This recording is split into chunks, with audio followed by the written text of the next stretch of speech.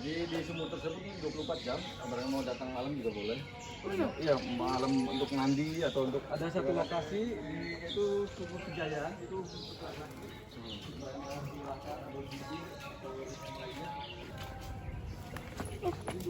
Jadi Itu belum seperti ini Pak, belum apa belum terasa banget ya. Betul. Yang ini lebih nyaman Pak. Makam ada di situ uangnya. Bang mau kayak gitu? Yang ke makam itu loh. Dulu kita sampai naik ke makam yang paling atas. Oh, makam di ini biasanya di Jati.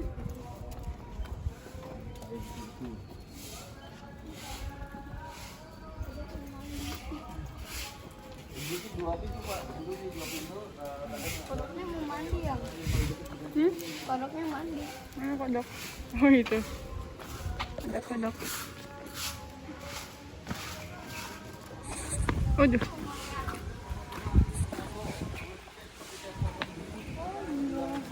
Pondok namanya ya? Ini lokasinya di dalam Sumur Kejayaan. Coba kabarin ya. Ada dua sumur yang boleh dipotong. Kalau sumur tujuh, kadang airnya kadang keruh, kadang enggak gitu Pak. Makanya kami sebagai guide menyarankan jangan. Ya hanya untuk syarat juga bisa. Ini dulu tempat pemandian. Yang mana Pak? Ini semua. Iya, itu untuk mandi atau untuk berwudu. Ini sumur pas yang artinya racun, tapi sudah ditutup agak lama yang kotak ke alam gas. Kita contoh juga bisa. Dulu difungsikan yang kotak.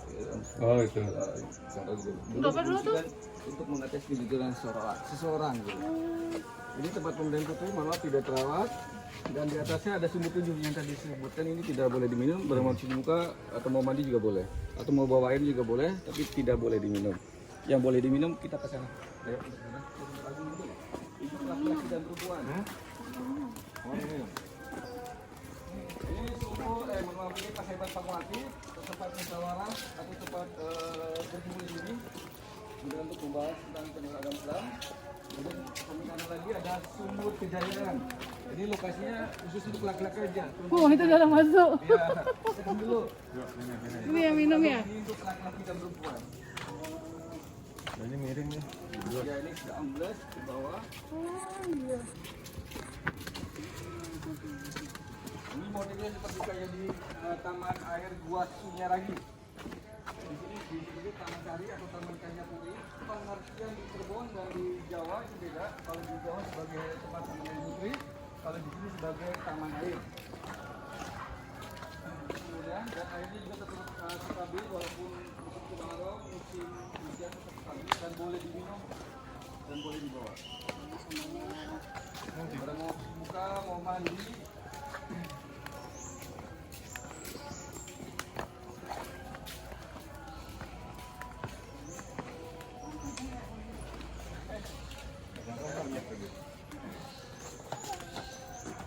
Hai kucing.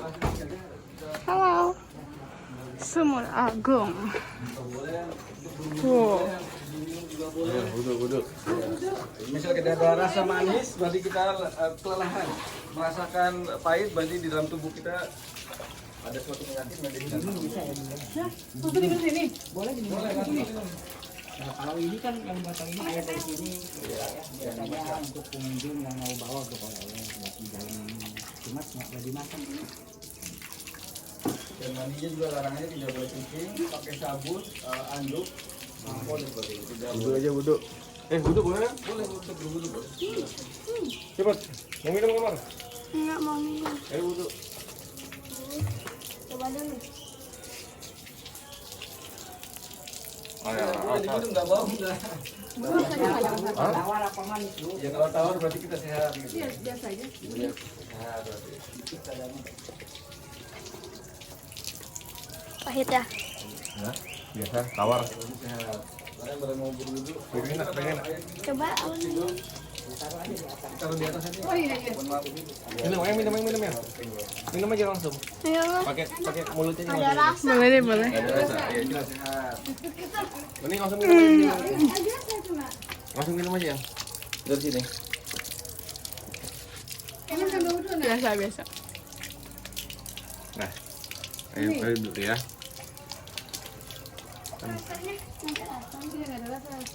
Dewi. Bukan teh tawar. Teh tawar.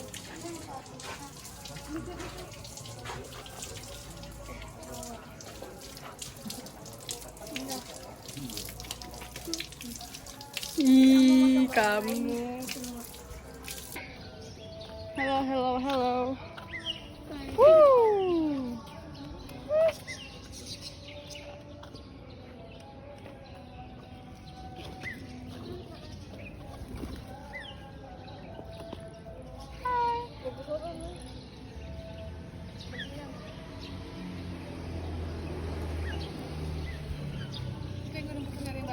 Berdiri aja, berdiri. Aman sini. Untung juga naik ke atas. Oh, gitu. Mana kameranya nih? Kasih nih. Abangnya nih. Ini Mas ya. Kasih Bapak ya. Coba makan habisnya. Waduh. Amar buka dua-duanya, Mar. Buka dua-duanya, Mar.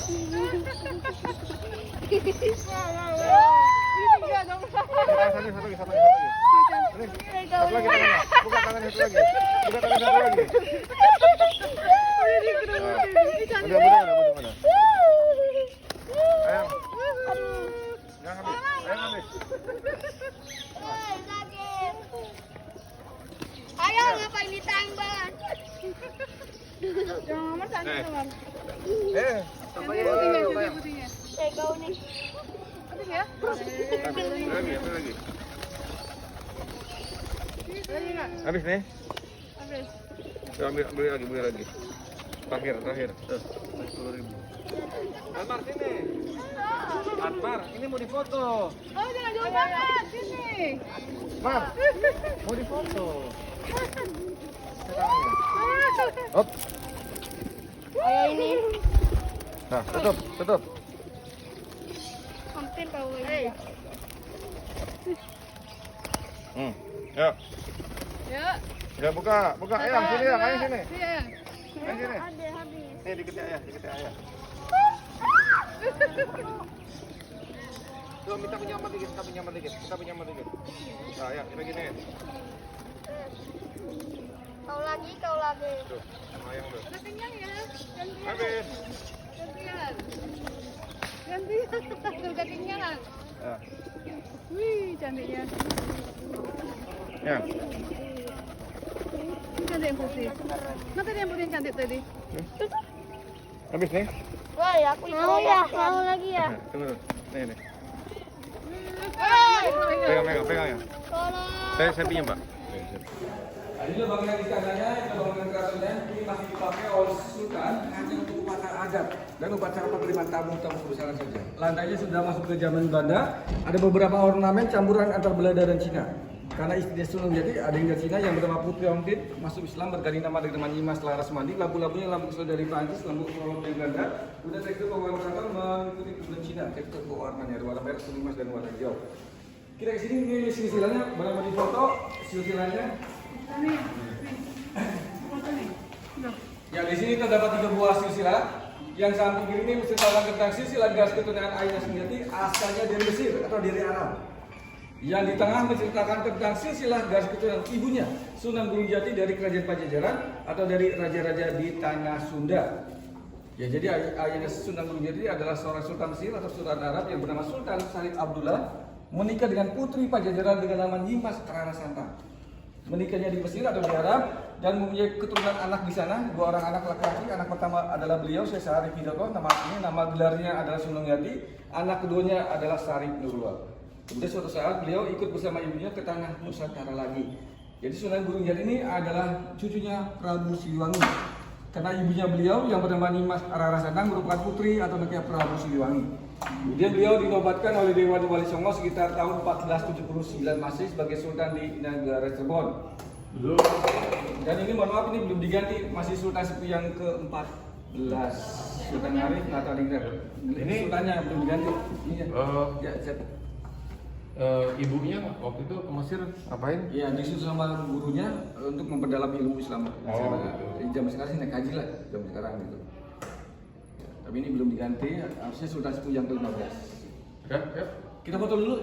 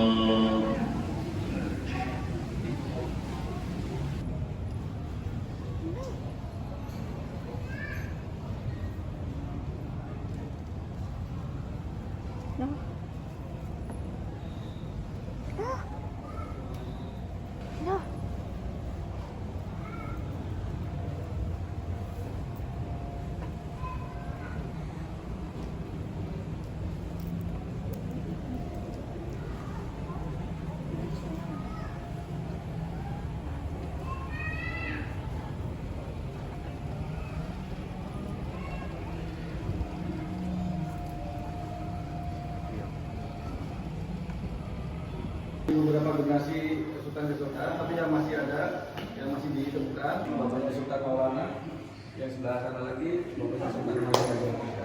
Dia harus keturunan, Iya, masih keturunan. kecuali yang pertama. Masih gimana, Pak? Anak laki pertama. Benda-benda pusaka dibuatnya beberapa zaman, ada era zaman Pajajaran. Atmar.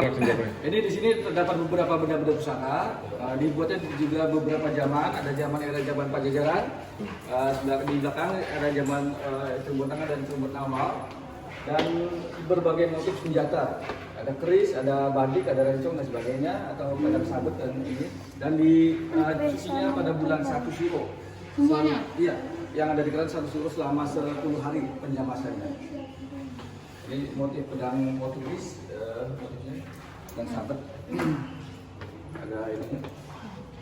Ini ada dua peti, ada motif dari Mesir dan dari Cina untuk naruh pakaian dan hiasan. Jadi juga sama ini kenangan dari istrinya Sunan Gunung yang dari Cina, yang bernama Putra Ongtin. Ini dulu difungsikan untuk pembuatan jamu atau minum jamu. Ya, Putra Ongtin ini masih Islam, berganti nama dengan nama Nyimas Laras Semanding, makamnya di Astana Gunung Jati. Tapi sayang sekali tidak ada keturunan dari beliau, anaknya meninggal. Ya, Putra Ongtin bersama Sunan Jati mengangkat anak dari Ki Gede Lurah Kuningan dengan nama Arya Kemuning. Siapa? Arya Kemuning. Makanya nama kota Kuningan tersebut diambil nama beliau, Arya Kemuning. Kan bokornya ditaruh di sana. Ini ada 2 buah senapan zaman dulu, senapan sogok, dan ini ada hadiah dari Mesir, ada rampasan dari Portugis ketika perang di Batavia tahun 1527 Masehi. Ketika perang di sana dipimpin oleh Fathahillah. Dalam sejarah Fathahillah ini adalah seorang menantunya Sunan Gunung Jati, bukan nama lain Sunan Gunung Jati. Beliau ini adalah seorang menantunya Sunan Jati, kemudian dibentangkan oleh beliau berganti nama dengan nama Pangeran Jayakarta. Kota Batavia bernama Kota Jayakarta yang ada kejayaan atau kemas. Hasil bantuan rakyat Cirebon atau prajurit Cirebon yang dibawa oleh Sunan Gunung Jati. Kita sini kita sejarah dulu.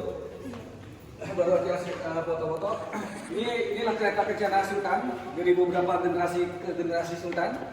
Yaitu dengan nama kereta Kencana Singa Barong. Ya, Singa Barong ini adalah siloka dari bahasa Jawa. Bukan perpaduan antara singa dan barongsai, itu salah. Singa artinya Singarani yang memberikan nama. Barong artinya bareng-bareng atau bersama-sama. Dan asli buatan Wong Cirebon. Beda dengan kereta Jogja atau kereta Kencana Solo sudah buatan orang-orang Portugis atau Eropa. Ini dibuat pada tahun 1549 Masehi. Prakarya adalah Panembahan Mangunkusumo, arsiteknya adalah Panembahan Losari, pengukirnya adalah Tina Taruna dari Kalimantan dan Cirebon. Kereta Singa Barong ini udara susah orang, sultan atau raja di tengah sendirian. Usulnya di depan, pengawalnya di belakang dan membawa tombak. Kemudian ditarik sama 4 ekor kerbau putih, kerbau bule. Dan di dalamnya terdapat 3 unsur kebudayaan. Kalau kita perhatikan di dalamnya terdapat 3 unsur kebudayaan atau 3 unsur binatang. Yang pertama belalai gajah, itu beragama India beragama Hindu. Kepala naga itu beragama Cina beragama Buddha. Sayap dan badan mengambil dari buruk, ya, itu melambangkan Siri yang beragama Islam. Kebudayaan ini jadikan satu, simbolnya adalah Trisula. Ya, dalam Trisula ini ada artinya Tritiga, Sula artinya tajam. Ya, di masih tajam sini bukan tajam di senjata, itu tajam alam pikiran manusia, yaitu cipta, rasa dan karsa. Kemudian kereta Singa Barong ini terbuat dari kayu laban atau kayu lin dan masa tidak aktifnya tahun 1942 sudah tidak aktif dipakai lagi. Kalau kita perhatikan kereta Singa Barong ini dibuat abad ke-15, kereta ini sudah canggih. Yang pertama sudah mengenal power steering dan suspensi. Jadi kereta ini bisa belok kiri dan belok kanan, dan suspensi tidak akas, ngeper gitu. Yang keduanya, apabila kereta ini berjalan atau bergerak, ini sayap dan lidah seolah-olah hidup. Sayap mengebakar, lidah selalu menjulur atau melet-melet ketika berjalan atau bergerak. Yang ketiganya lihat dari ruji-rujinya condong ke dalam, depan dan belakang seperti kayak rusak atau seperti kayak mangkok. Bandingkan ruji-ruji zaman sekarang, itu lurus. Apabila kereta ini berjalan atau bergerak mengenai genangan air, ini kotorannya ke dalam. Kalau zaman sekarang cipret ke samping atau keluar gitu. Ini tidak mengenai prajurit yang di samping untuk mengawal barisan. Ini dipergunakan bukan untuk acara perang, bukan. Ya, untuk melihat masyarakat. Kita foto di sini, Bang. Jadi semuanya berdiri di sini. Ini hadiah dari Sultan Trenggono yang ketiga dari Demak. Jadi sebelum dikeluarkan ada suatu ritual dulu atau upacara dulu. Baru dikeluarkan menuju ke bangunan pendopo Siti Inggil setelah sholat Id. Yang bilang hari raya Idul Fitri dan hari raya Idul Adha. Ini gamelan agung dari Baghdad abad ke-14. Ya, makanya dilawanin atau dikasih kain putih itu sakral kan. Ya. Ini ada gamelan Liga Mendung abad ke-17. Tadi sudah dicat pada zaman Sultan Sepuh yang ke-13. Jadi itu masih kayu polos. Kayu-kayunya ini. Iya, ini sebenarnya kayu baru atau kayu lama. Ini ada beberapa meja dan kursi ini modelnya model Eropa, kayu asli dari kayu hitam atau disebut kayu sonokling yang sudah langka kayunya. Modelnya model Eropa. Yang dipegang. Ini nggak bangku di rumahan tangguh. Kayunya sama. Dan ini ada bayonet yang dipasang di ujung senapan laras panjang. Iya, abad ke. Apa Pak? Oh ini lebih tertarik sama senjata. Ini yang ditaruh di ujung senapan laras panjang. Kalau perang pisau senjata apa? Turunnya habis pakai apa? Senjata. Pakai ujung ini. Kalau ini patah pakai apa? Badan. Ini bayonet yang dipasang di ujung senapan laras panjang ya. Nah, jadi zaman dulu pelurunya satu di sistem sogok gitu ya. Kemudian ini sebagai tombak lah ujungnya ya kayak zaman ini. Nah, ini zaman Sultan Sepuh yang kelima, Sultan Mantang Haji. Ini peti untuk naruh wayang kulit. Ya, ini dibukanya setiap malam Jumat Kliwon, dijamas atau dibersihkan. Jadi tradisi zaman dulu penyebaran agama Islam melalui kesenian atau kebudayaan. Kalau mau melihat acara tersebut, membayarnya dengan ucapan 2 kalimat syahadat. Boleh silakan nonton atau melihat. Kalau zaman sekarang nonton bioskop pakai uang ya zaman sekarang ya. Kita di sini, ini ada rampasan lagi dari Portugis sekitar di Batavia, meriam. Sumbunya di belakang. Kita ini sogok dan lain sebagainya. Itu hadiah dari India. Ini juga hadiah dari India dan sebelah sana hadiah meriam kapal, hadiah dari kerajaan Mongol. Itu motor siapa itu? Orang Belanda, Pak. Ya, rampasan perang. Iya, kita ke sana. Iya. Mat, saya tempelin dikit dulu saking berharganya ini. Kalau kita kalah, ini dicemplungin ke sungai. Biar musuhnya nggak ambil. Satu rampasan perang ya? Ya. Ya, di sini ada sebuah lukisan. Inilah lukisan yang terkenal di Cirebon, yaitu bernama lukisan Prabu Siliwangi, raja dari Pajajaran. Lukisan ini hasil dapat mimpi seorang pelukis yang bernama Bapak Rido dari Sancang Garut. Kalau kita perhatikan lukisan ini seolah hidup, atau dalam sini sekarang mengatakan 3 dimensi. Yang pertama coba perhatikan dari bentuk mata dan kakinya beliau. Kita berjalan ke kanan ke kiri mengikuti kemana arah kita berjalan.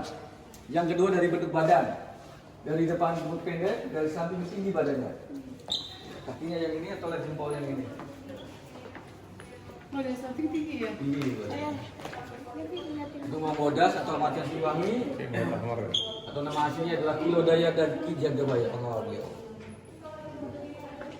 Dari depan pendek.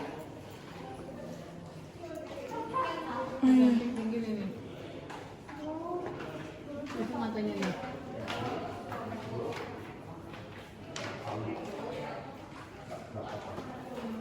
Mau foto apa enggak di sini? Boleh. Di Gotong ada ditandu 8 orang, dibuat oleh Kapten Tanculai dari Cina tahun 1678 Masehi. Dan yang tengah ini untuk acara sunatan atau hitanan anak sultan zaman dulu dengan nama Tandu Gardamina, dibuat oleh Ki Gempol Palimanan tahun 1777. Ya, biasanya begini. Kalau di Sunda Sisingan kendaraannya. kelihatan di sini ini ada kata orang Cirebon menyebutnya ukiran motif gajah naik gajah. Ya, gajah ini bukan sembarang gajah, beliau ini adalah dewa Ganesha. Yang artinya di atas langit ada langit lagi, atau ada dewa lagi. Atau falsafah manusia hidup yang sekarang tidak boleh sombong, ada yang lebih tinggi lagi. Di dalamnya terdapat motif batik keratonan. Ada Megamendung, ada Wadasan, Tamasari, dan Kangkungan. Simbol-simbol di Keraton Kasepon ini Hindunya kental banget. Jadi akhir Hindu, awal Islam. Dan inilah kereta Sinabarong yang replika atau yang duplika. Yang tadi. Ya, inilah yang dipakai oleh Sultan sampai dengan sekarang yang ini. Ya, kalau ada kegiatan keraton atau tradisi keraton yang dikeluarkan yang ini ditarik sama 4 ekor kerbau biasa, terbuat dari kayu jati. Walaupun yang replik ini tetap dikasih sesajen setiap malam di Kliwon. Dan pada bulan 1 Suro, dua-duanya dimandiin baru dipakai untuk upacara adat keraton. Ini terbuat dari kayu jati. Kalau mau foto bisa sih bisa berdiri di samping semua. Saya bikin di kereta kencana ya. Bahan satu. Mar. Ini panah nih panah. Yang masih utuh atau panah. masih ditemukan ini panah. Oh, panahan. Iya. Itu anak panahnya itu. Itu kayunya asli tuh. Itu perisai doang. Iya itu tameng kalau saya ya terbuat dari kayu. Shield. Apa? Shield. Berat dong. Ya berat. Iya kayu. Jangan juga dibacem dulu supaya kena pedang atau apa. Ini ada hasil berburu di alas Loyang Indramayu. Indramayu terkenal dulu alas atau hutan gitu. Ini ditemukan di belakang keraton. Ya, zaman dulu kan aneh, ya tengkorak buaya putih. Ya, Indramayu dulu terkenal dengan alas atau hutan. Gitu. Dan di sampingnya itu di belakang itu ada, ini semuanya hadiah dari masyarakat. Kenapa masyarakat ini menghadiahkan ke keraton? Yang pertama nilai negatif hodamnya. Yang kedua orang ini malas mengurusnya. Daripada dikasih ke orang belum tentu cocok hodamnya. Ditaruh di keraton kan langsung dinetralkan gitu. Dan dibersihkannya pada bulan 1 Suro selama 10 hari. Ini sebelah sana juga sama dari masyarakat semuanya ya. Ada yang auranya ada negatif, ada yang positif. Tapi ya sudah dikenalkan di keraton. Itu namanya. Ada pemiliknya mas. Ya, ini pedang nasional ramah lagi. Kita pernah dibuat lagi ya. Ini bekas adu pedang dari kayu bekas atau rokok. Kayunya nggak ada semua ya. Ini Ya, handle-nya ada yang masuk utuh, ada yang hilang. buat masukin ke ke gagangnya. Begini nih yang. Ya, yang berkarat itu bukan karat udara atau air, ini ada sisa noda yang masih menempel pada besinya gitu, noda darah gitu. Namanya di keraton kan masih tradisional, menggunakan jeruk nipis dan air kelapa. Masih tradisional. Ini bukan orang Indonesia punya nih. Namanya full tank itu baru nih. Ayo. Yuk. Ya, keris dipakai. Keris dipakai. Ya, itu semuanya dipakai pribadi, ada yang dipakai untuk paling banyak kita di sana. Masih tajam ini bahannya ini bagus, katanya sih ada campur bahan meteor, tanpa biasa masih tajam. Oh iya. Banten. Nah ini ya di sini kenapa ada di sini? Ini alat yang dari Banten kenapa ada di sini? Di sini menceritakan bahwa Cirebon dan Banten masih ada hubungan saudara antara ayah dan anak. Makanya bahasa Banten dan Cirebon sama saja bahasa Jawa. Anaknya Sunan Mulyadi yang dari Banten yang bernama Pangeran Maulana Hasanuddin. Dan sampai sekarang Banten terkenal dengan kesenian atau kebudayaan debus ilmu kebal. Jadi sebelum dimulai orang ini dikasih hodam dulu. Ketika udah dikasih hodam, beliau ini tiduran di godam dari yang kecil sampai yang gede, tidak tembus ke badan gitu. Kalau ayah kan kebal pukul, amatar. Nah ini kebal orang itu kebal. Senjata. Ya, Banten kan sampai sekarang terkenal dengan ilmu Banten, ilmu debus. Enggak itu. Itu banding. Ya ini batu peluru ini bukan untuk peluru meriah, bukan. Ya, cara makanya ini batu ini ditaliin, baru dilemparkan musuh atau dibandring jawabnya. Kayak ketapel. Iya. Pakai Oh iya iya. Nabi Daud. Ini sifat-sifat karakter manusia hidup ini. Ya, di wayang Togop ini sifat provokator kalau zaman sekarang. Ya, suaranya aja wayang perang beliau lari. Ya, kalau Semar sebagai tokoh kayak hakim atau jaksa lah. Ayah ceritain dikit. Dia ini bersaudara. Ya, Ada satu lagi namanya Batara Guru. atau Senang pokoknya. Wisnu. Kenapa mulutnya gede? Waktu itu mereka tanding kesaktian, ngalan gunung. Iya betul. Yang ini gunung cuma sampai di mulutnya doang. Nah yang ini Masuk ke dalam. masuk dalam perutnya. Kayaknya besar. Ini isinya isi gunung itu. Ada ini mulutnya jebleh. Gue apa jebleh? Ini dari tanda. Iya betul ini ada itu. Cakep ini. Iya. Banget ya. Ini enggak Poslen. tak ternilai ini. Ini kalau jatuh orang di penjara langsung. Harusnya di ini nih Pak, di Bagusnya dia dikasih lagi gitu Pak. Supaya tidak jatuh. Ini sebelum dimulai ditaruh dulu di kursi. Udah dipapah sama orang tuanya dituntun. Udah di belakangnya bubur merah dan bubur putih. Kemudian dimasukin dalam tengah. Di dalam tuturan ini terdapat sebuah mainan. Jadi anak kecil ini milih sesuatu yang disukai oleh beberapa, mengabarkan insya Allah kerjanya seperti itu. Hanya suatu adat atau tradisi saja. Mau foto di dalam? Amar, Mau aja tuh. Aman. Ayo mau. Enggak. Sini foto nih. ini dulu nih. Ya kan masuk. Kamu baik.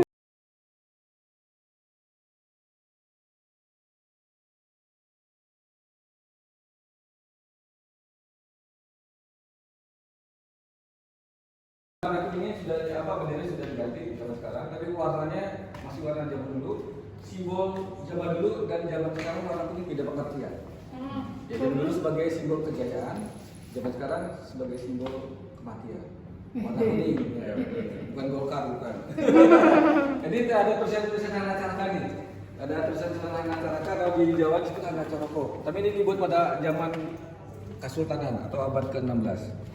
Ini tulisan bahasa Arab, tapi ini dibuat pakai tangan. Ada bahasa Arab menggunakan lapas dan tanpa lapas ada suku Arab gitu. Tapi Arab ya Bu, apanya bisa tuh? Dibuat abad ke-16, jadi sudah mengenal kertas. Zaman Belanda sudah datang. Makanya Cirebon ini dekat dengan laut atau pantai. Oh iya. Makanya hasil perdagangan ya banyak yang berlabuh di sini, kemudian banyak yang bertempat tinggal di Cirebon. Makanya ada khusus perkampungan orang-orang Cina di Jalan Pecinan. Orang-orang Arab atau orang-orang India di Jalan Panjunan. Jadi untuk perawatan KA ini susah banget kertas. Kemudian ada satu gedung yang kita lewati itu tuh ntar kita kenal seperti ini. Tapi ini yang untuk ya. Tulisan Sanskrit pertama.